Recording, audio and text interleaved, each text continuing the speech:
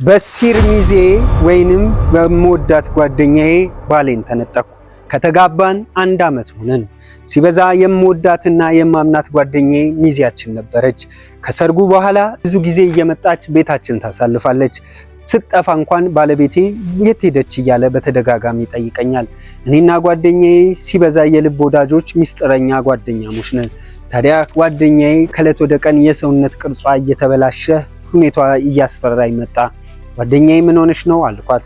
እሷም እንዳረገዘች ነገረችኝ። እኔም ባለቤቷን አምጥታ እንድታስተዋውቀኝ ለምን ደበቅሽኝ አልኳት። አይ በእንደዚህ አይነት ሁኔታ መግለጽ ስላልፈለኩ እንጂ ጓደኛ ይዣለሁ አለችኝ። በይ አስተዋውቂኝ፣ ቤታችን ፕሮግራም አዘጋጅተን ትጠሪዋለሽ አልኳት። ጓደኛዬ ግን አምጥታ ልታስተዋውቀኝ ፈቃደኛ አይደለችም። ቆይ ዛሬ ቆይ ነገ እያለ ጊዜው ሄደና መውለጃዋ ደረሰ። ጓደኛዬ ስትወልድ ወገቤን ታጥቄ እስኪበቃኝ አረስኳት።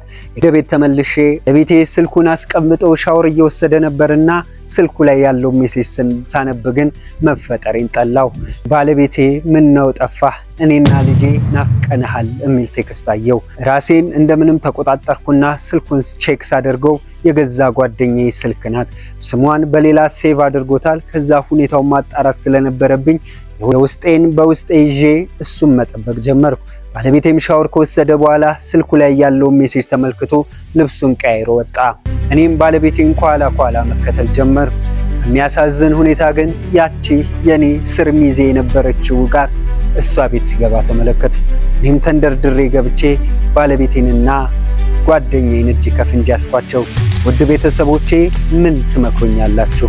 የዛሬው ወሬ በነጠላ ይሄ ነው። ቤቱን ላይክ፣ ሼር፣ ፎሎ ማድረጋችሁን እንዳትረሱ። ሰናይ